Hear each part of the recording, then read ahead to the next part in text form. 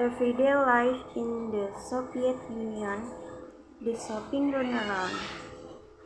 I had heard about consumer shortages before going to Moscow, but only when we began to shop there did the Russian consumers' problem really have meaning for me.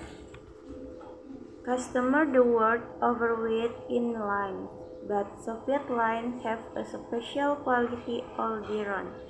Typically, the Soviet woman spent 2 hours a day in line, 7 days a week. Personally, I have known of people who stood in line 90 minutes to buy 4 pineapples and 3.5 hours to buy 3 large heads of cabbage, only to find the cabbages were gone as they approached the front of the line. Lines can run from a few yards to nearly a mile. Some friends or watch a line of people in Moscow signing up to buy rugs. The line lasted 2 days and nights and ran for across through an apartment development.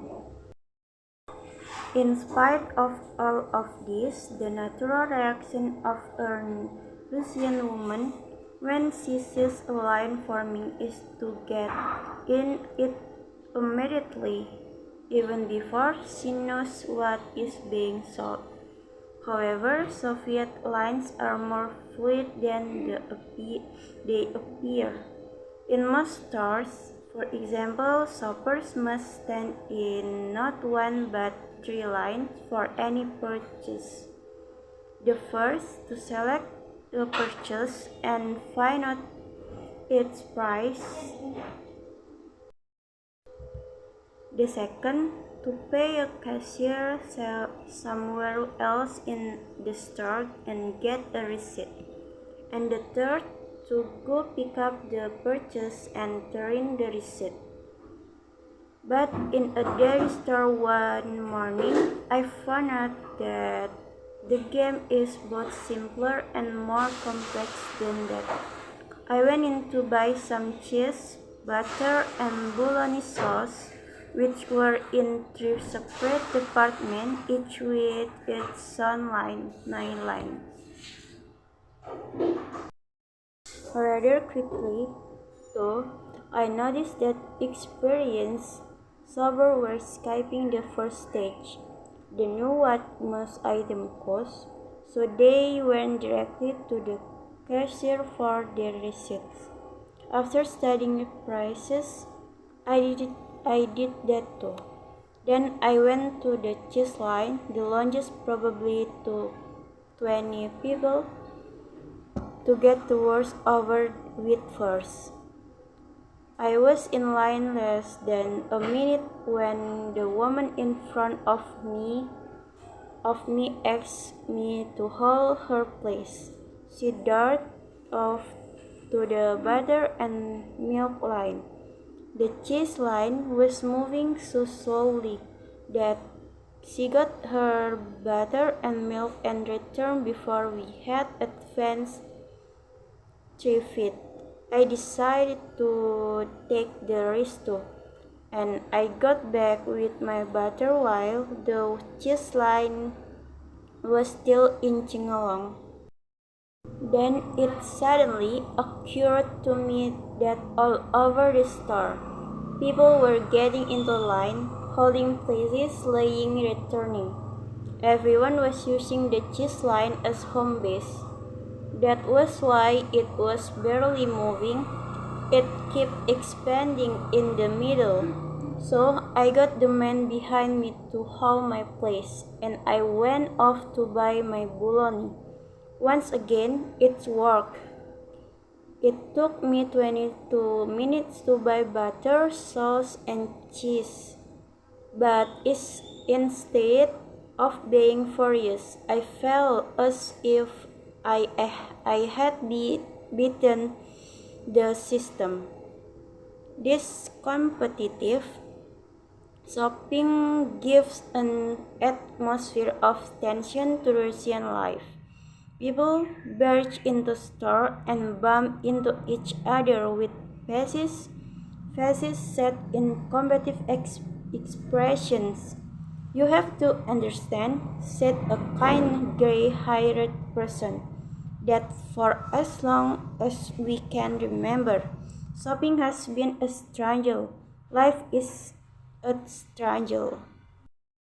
There is hardly any effective advertising to help shoppers.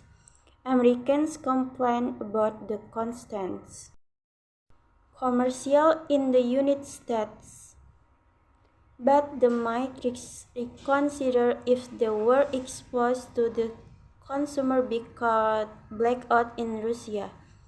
A typical Soviet and might be if you want to live to a ripe old age and be beautiful, modest, true, and truthful. Drink tea. Most newspapers publish without ads. The shopper has no handy yellow page or daily newspaper, supermarket, or department store ads to help her decide where to shop.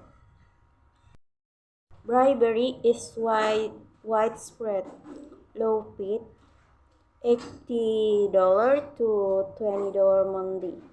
Sales critics take a portion of attractive items and sell them secretly to regular customers who have either left a bribe in advance or can be counted on to pay a high price on delivery.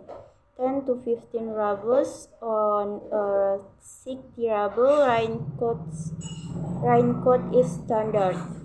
In 1976, the ruble was equivalent to $1.32. So common is this practice that the Soviet press is always complaining about it, but it doesn't do any good. Crocodile, the Soviet humor magazine, once showed a department store employee promoting some newly arrived items. Dear customers, in the leather goods department, 500 imported women purses have been received. 450 of them have been bought of store employees. 49 are under the counter and have been ordered in advance for friends. One purse is in the display window. We invite you to visit the leather department to buy this purse.